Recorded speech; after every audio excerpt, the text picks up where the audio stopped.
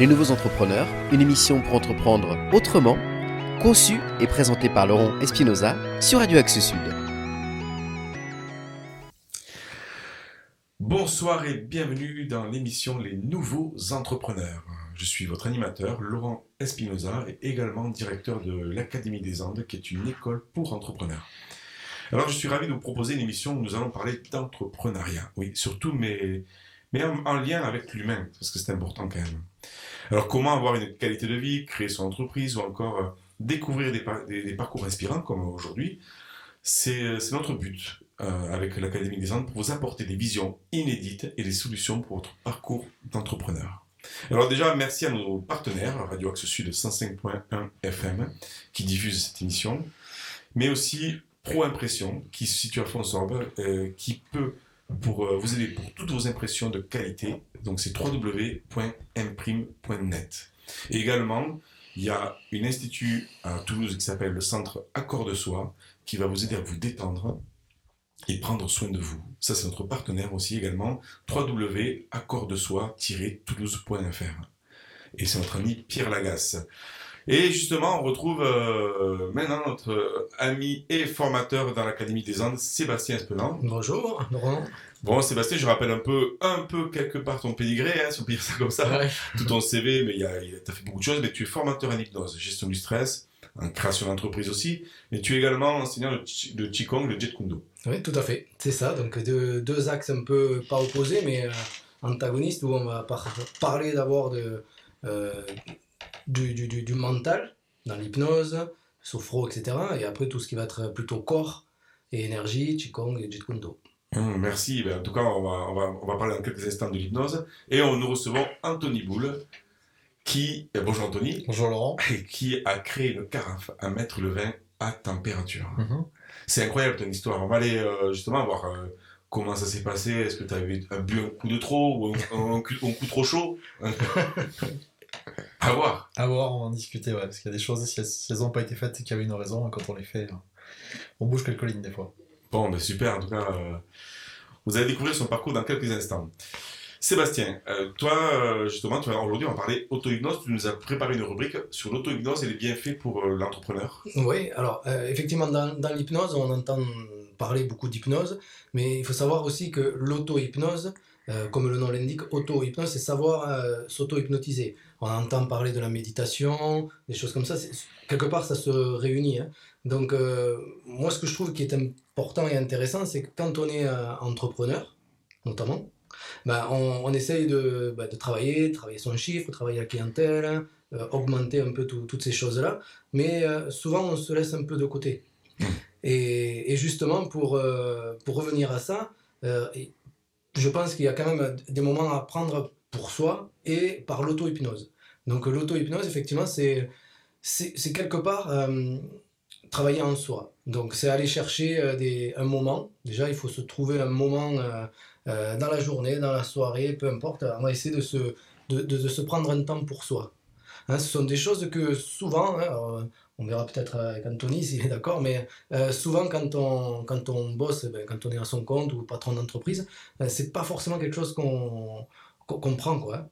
On sait qu'on y est tout le temps, c'est le boulot, on se laisse un peu emmener par ça, quoi. On se laisse un peu envahir. Ouais. Et comment on peut faire, par exemple, est-ce que je dois dire oui, je suis bien, tout va bien, ou comment Alors déjà, voilà, moi aujourd'hui, ce que je voulais vous partager, c'est que dans l'auto-hypnose, si je me dis, là, si je fais le modèle, je vais me détendre, je vais me relaxer. En fait, ça, sur l'auto-hypnose, ça fonctionne pas.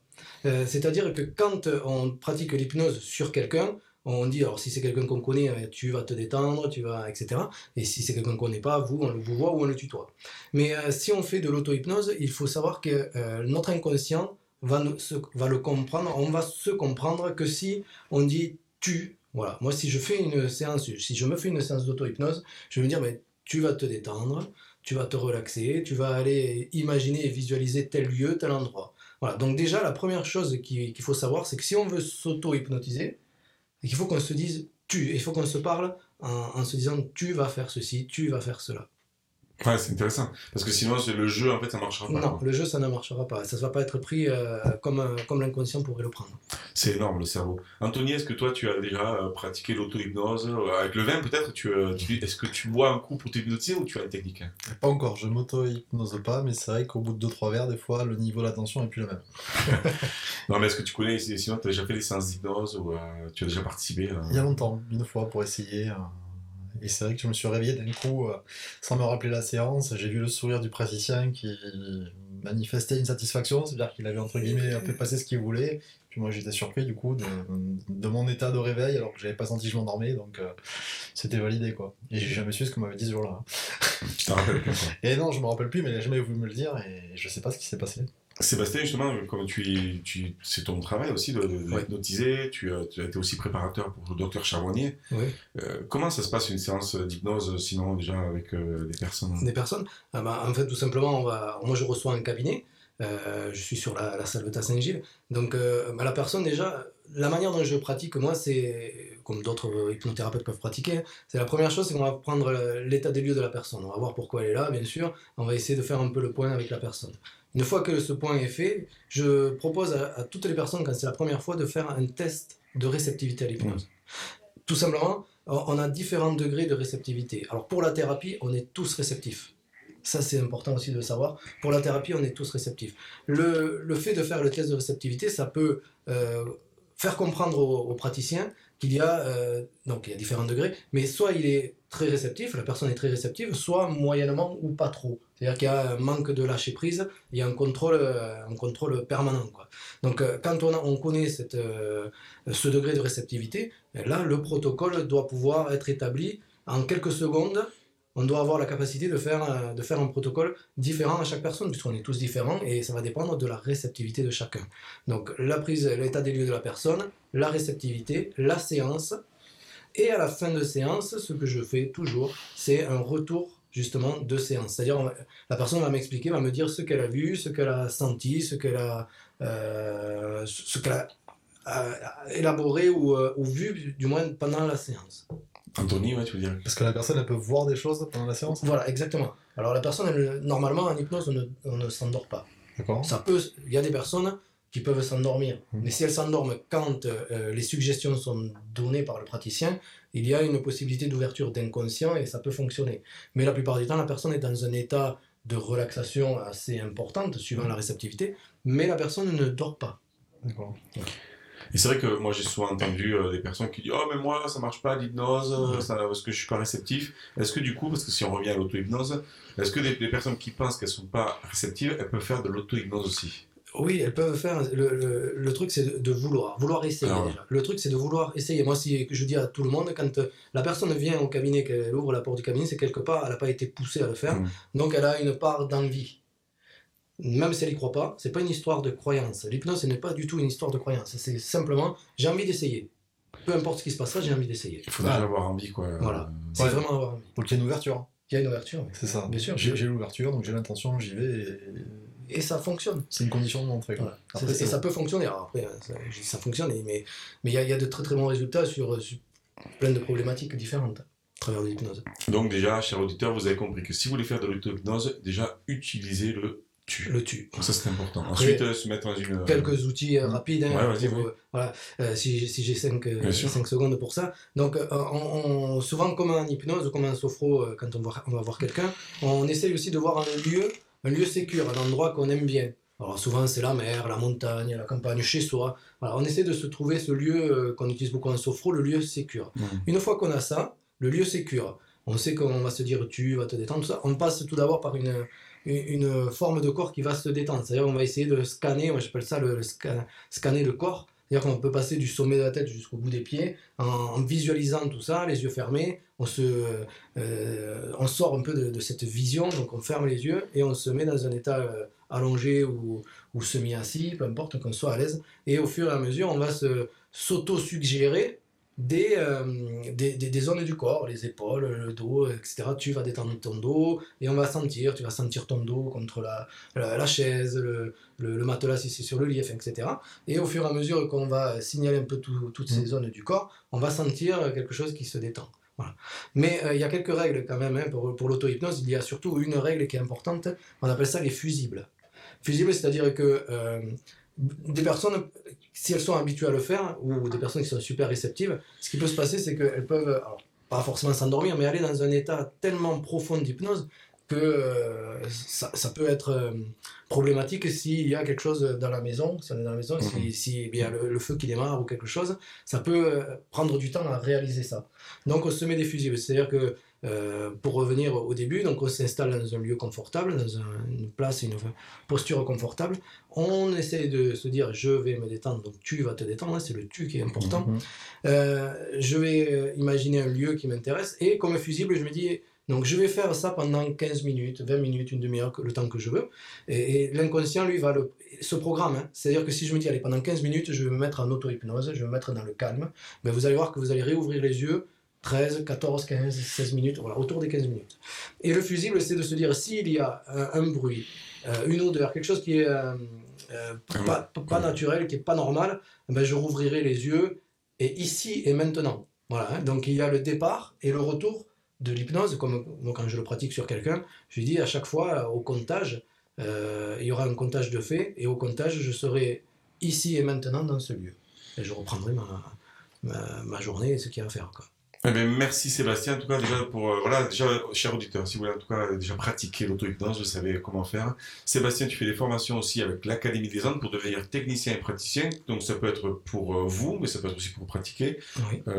pour d'autres personnes, mais même pour vous déjà, vous apprendrez quand même plein de choses. C'est quand Alors, avec l'Académie des Andes, nous avons donc ces formations technicien d'hypnose, c'est le 8 et 9 janvier 2024. En région toulousaine, le lieu est à définir, mais on sort en région toulousaine. Donc ça, c'est pour être technicien, donc c'est les rudiments de l'hypnose, on apprend un peu le fonctionnement du cerveau au travers de l'hypnose.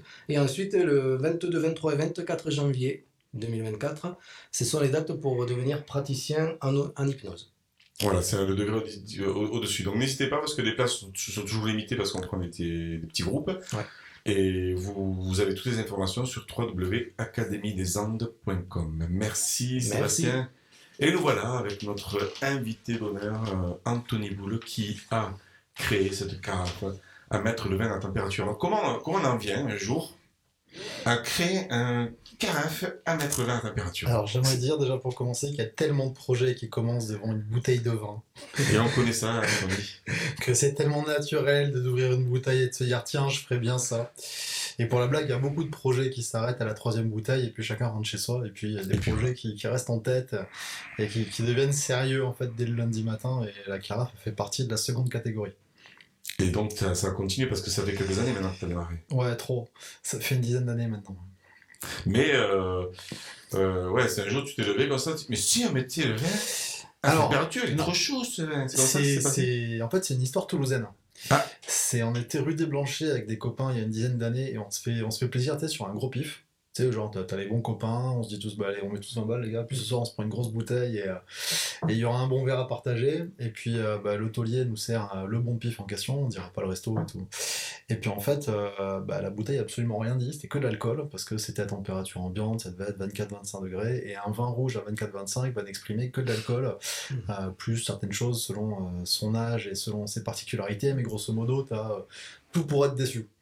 Et là, si tu veux, on était vraiment tous déçus. Et puis, bon, ça fait une raison, on a quand même bu la bouteille par éducation, on va dire. Mais au final, moi, je suis rentré de la rue des Blanchers à la rue de Grèce où j'habitais à l'époque en me disant, mais c'est pas normal, parce que derrière la bouteille, j'avais lu, servait à 17 degrés après avoir aéré. Ah ouais. Et puis tu sais, j'ai repensé à cette mention en rentrant chez moi pendant toute la soirée en disant mais c'est un scandale, pour une fois qu'on se fait une grosse kiss, c'était pas bon. Tu sais, moi je bois pas beaucoup, je bois une bouteille par semaine, c'est déjà très bien et celle-là elle était gâchée et bon bref. J'étais pas content mais je savais pas que ça allait guider ma vie en fait ce soir-là. Et c'était le début de dire, t'as dessiné chez toi, t'as dit ok voilà, comment on va être à la température Ouais, alors c'était un peu plus compliqué que ça parce que on s'est pas allé sur ça, alors si on parle par rapport au temps qu'il nous reste. C'est toi qui me dis. Mais en tout cas oui, c'était complexe. Ouais. Mais aujourd'hui en fait, il y a une carafe. qui s'appelle La Carafe d'ailleurs. Ouais, LACARAF comme un nom propre, sans le E, je le dis, parce que si on veut voir à quoi ça ressemble, il faut aller sur internet, mais vu qu'il y a plusieurs marques qui sont proches de la nôtre, Et surtout qu'elle est belle parce que c'est vrai que son parcours, voilà, c'est depuis une dizaine d'années, et puis voilà, elle a vachement évolué. Il faut savoir que là, dernièrement, elle a été designée par Sacha Lakik, qui est un designer. Ouais, qui est un super moto. designer. Bah, il a fait des motos pour Vauxhall, pour Yamaha. Il a fait la Formule 1 de Venturi. Pour ceux qui connaissent, la Formule 1 électrique, elle est magnifique d'ailleurs, moi j'adore ce produit. Il a fait le canapé Bubble de chez Roche-Beaubois, qui est un super produit. Et puis on s'est rencontrés il y a 1 an et demi maintenant, naturellement. Il me dit c'est une super idée, j'aimerais bien te donner un coup de main. Je lui dis merci beaucoup, j'aimerais bien recevoir un coup de main. Et puis voilà, l'affaire a été lancée. Et puis c'est une super occasion de travailler avec une personne qui a une super sensibilité. Donc, Et du coup, donc, on a un produit qui est beau et fini. Moi, je l'ai testé déjà. En fait, on met ça le m'étonne vin. pas ça. Ah oui, j'ai pas eu le choix. Ouais. Ou c'est moi qui lui ai demandé, je sais plus. Un peu de vin, je crois. Mais en fait, on met le vin dans une carafe qui après, avec une fonction digitale, Ouais. on peut le mettre à 16 degrés, 17 degrés. Ouais, et je peux faire juste une aparté pour expliquer quelque chose. Justement, t'es là pour ça, parce que moi, j'y connais rien. Moi. De fondamental, ouais, pour expliquer un peu, en fait, la température du vin, c'est un peu la condition d'expression des molécules aromatiques. Pour parler clairement, je prends un exemple qui sera beaucoup plus parlant pour tout le monde. Grosso modo, vous prenez un grenache à 17 degrés, vous pouvez l'avoir complètement épicé. Et puis vous allez tomber d'1 degré à 16 degrés, vous allez arriver à quelque chose de fruité, parce que les molécules stimulées sont pas les mêmes, et qu'il y a toute cette palette aromatique sur ce cépage. Et grosso modo, il y a 2-3 degrés, vous allez avoir vraiment la quintessence du vin. Et si vous passez trop bas, le vin va devenir muet. Bon, on reconnaîtra quand même que c'est un grenache, mais on part de loin quand même. Et si on passe au-dessus de 20, 22, on n'y aura que de l'alcool. Donc d'où se pose la question de à quoi ça sert de boire un vin à une mauvaise température. S'il y a un vrai potentiel, il faut aller le chercher. Et la température du vin, c'est ça, voilà. Ça met un peu de sens et un peu de raison dans ce projet technique un peu fou, on va dire. Et surtout que, en fait, dans ton parcours, toi, tu n'es pas œnologue, en fait, c'est ça qui est génial. Moi, j'adore aussi dans les parcours de vie, c'est qu'on n'a pas besoin d'être spécialiste de tout. Il faut avoir une envie, comme on disait aussi tout à l'heure. Et donc, il y a des œnologues, je crois, qui l'ont testé. On a des œnologues qui l'ont testé, des sommeliers qui connaissent bien leur métier, on va plus le dire comme ça. On a fait aussi une journée à l'Interpro des vins de Cahors avec, il y avait 9 dégustateurs, sommeliers, revue des vins de France, des gars sérieux. Et en fait, ils ont pu apprécier la précision qu'on a réussi à développer sur cet objet. Il y en a qui nous ont dit, mais c'est la première fois qu'on voyait des tels niveaux de nuances sur un vin, parce que la conception de l'objet et le fait de réguler à plat et non pas droit comme une bouteille permet de toucher des paliers plus sensibles qu'un accessoire normal. Mais ce qui est important de comprendre, c'est que le vin réagit.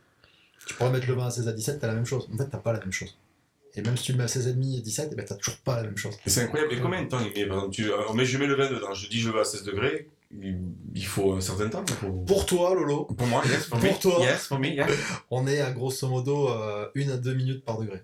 Incroyable, c'est hyper rapide, quoi. Ouais, c'est hyper rapide. Et je précise, ça choque pas le vin. Il y en a plein qui me demandent, Anthony, est-ce que ça choque le vin Alors moi, comme tu dis, c'est pas mon métier à la base. Donc une fois qu'on a fait la carafe, on l'a confié au bureau des sommeliers de l'UDSF Sud-Ouest Occitanie. Et ils nous ont fait un test avec un rapport officiel en disant on a tordu un peu un vin dans tous les sens. Désolé pour l'expression s'il y a des sommeliers qui m'écoutent. Et en fait, non, on n'a vu aucune perte organoleptique. Ils nous ont fait un petit rapport. Et puis comme ça permet d'apporter la caution des personnes qui savent. Parce que les sachants, c'est eux en fait. Oui, c'est eux qui ont aussi confirmé que ton idée était bonne et que... Ouais, voilà. Et qu'on pouvait, nous, boire du vin tous les jours de 9h à 18h et d'en faire un métier, exactement. Alors, c'est quoi les plus grandes difficultés par lesquelles t'es passé, que t'as surmonté, en fait, ou une ou deux peut-être principales? C'est la fois où t'es venu déguster chez moi qu'il a fallu que je te sorte le bon vin, qu'au bout de 15 bouteilles, tu m'as dit c'est toujours pas la bonne. Ouais. Celle-là, c'était difficile pour toi. Ça a été dur, ça a été un vrai palier. La principale difficulté, c'est de trouver le bon ingénieur, en fait. Parce que si ça n'a jamais été fait, c'est qu'il y a des raisons. Parce qu'il y a des raisons physiques, c'est qu'on met pas autant d'énergie dans un aussi petit volume, et on n'arrive pas à le mobiliser. Et que moi, j'ai vu un max d'ingénieurs en 3, 4, 5 ans, parce qu'on est à Toulouse et qu'on est une ville du spatial, et qu'il a fallu penser différemment. Et ma chance à moi, ça a été qu'un jour, par le plus grand des hasards, j'ai rencontré Pierre Lapalu, qui était peut-être le seul gars que j'ai rencontré en 10 ans, câblé pour solutionner ce problème-là. Ah ouais. Et que des fois, la vie t'envoie les bonnes personnes, tout vient à qui s'attendre et attendre et attendre. Mais une fois que j'ai rencontré Pierre, tout s'est mis en place, quoi. Donc aujourd'hui, on a une carafe qui met le vin à température, qui a été designée par un bon designer. T'as fait des levées de fonds aussi, je crois. Ouais, exactement. T'en es où, en fait? Est-ce qu'on peut la commander, tout le monde? Est-ce que ça s'adresse au grand public? Comment ça se passe?